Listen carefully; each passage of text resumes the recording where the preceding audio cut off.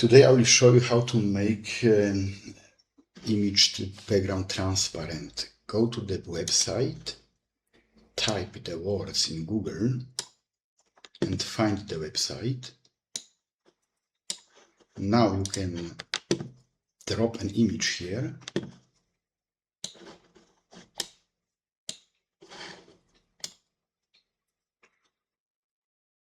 And you can select the enter color, clicking on the Canva here.